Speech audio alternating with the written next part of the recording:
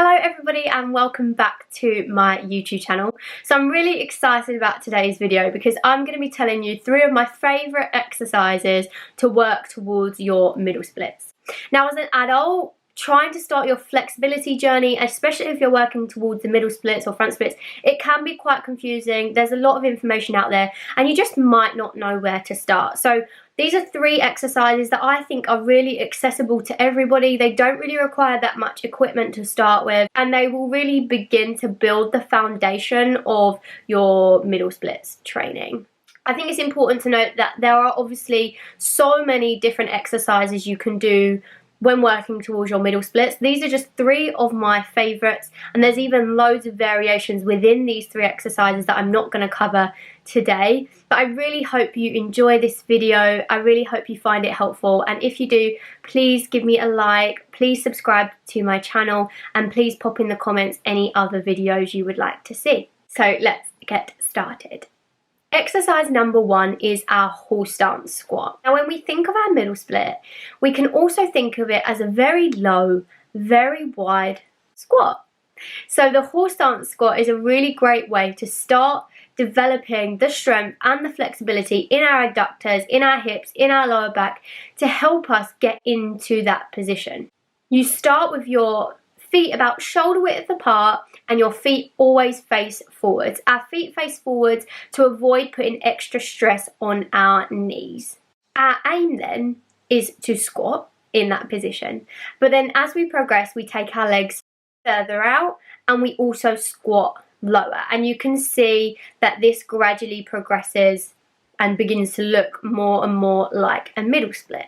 However, it's really important that we really slow down and take our time in each position. We need to build strength in each new position we get into before rushing ahead just because we want to get close to the floor.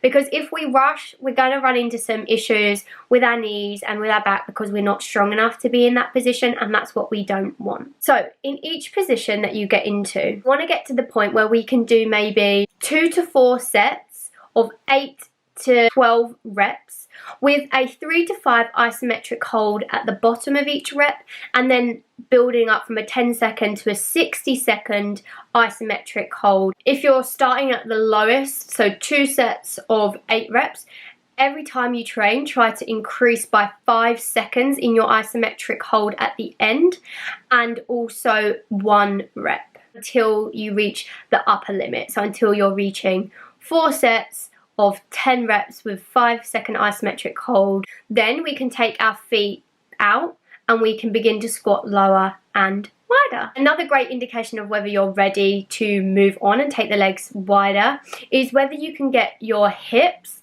below your knees and your chest up. So that's what we're aiming for. If you can do that and you feel comfortable and you're feeling strong, then you know that it's time to take the feet out and then begin to build strength in the new position. Exercise 2 is a fire hydrant, or some people like to call it a pissing dog. However, I'm going to call it a fire hydrant because I don't fancy saying pissing dog constantly in this video. These exercises train our abductors, and these are the muscles that lift our leg out to the side and are going to help us pull our legs apart in our middle splits. Now it's really important that our abductors are strong, because if we can learn to effectively engage our glutes, that's going to allow us to relax and lengthen through our adductors. There are several variations of a fire hydrant you can do, one with bent legs, one with straight legs, with extensions. Whether the aim is to try and create as much distance between the 2 knees as possible, trying to lift the leg as high as possible through solely using our abductor muscles. Again, starting point would be between 2 to 4 sets of 8 to 15 reps, and you can play around with this if you want to, with bent legs, straight legs and extensions, or a combination of all of them. With this exercise we really want to focus on the quality of each rep. We don't want to rush through and just lift our leg up and down. We really want to make sure that we are engaging our glutes and really trying to squeeze those muscles to lift the leg as high as we can. And the slower we do that and the more we really pay attention to what's going on, the more it's going to help us when we come to use the action when we need to relax into our middle split. The final exercise that we're going to go through today is the Adductor Fly. Adductor Fly is an eccentric exercise, and eccentric training has been shown to increase the length of muscle fibers and also helps change the length tension curve, so there is less tightening as we move into our middle splits.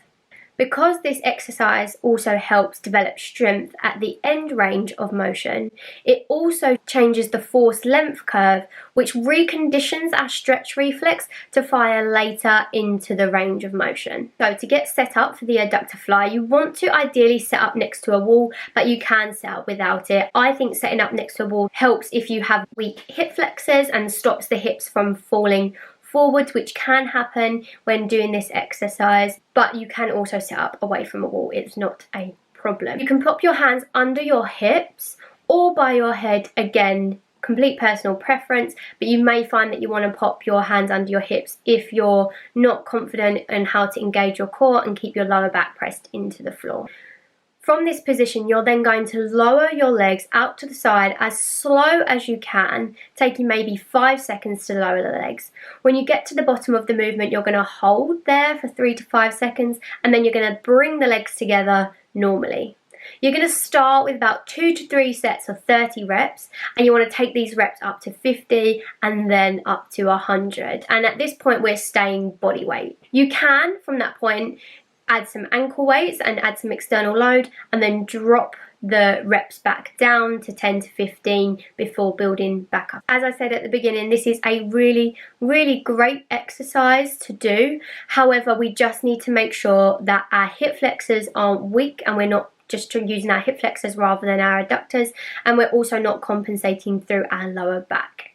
I spoke a little bit in this exercise about adding external load, and you can actually add external load for all of the exercises that I've spoken about today. So we can add a kettlebell during our horse stance squat, and we can add ankle weights for our fire hydrants. However, always keep in mind that we ideally want to use the least weight possible, because we really just want to focus on really using our muscles rather than letting the weight do all of the work for us.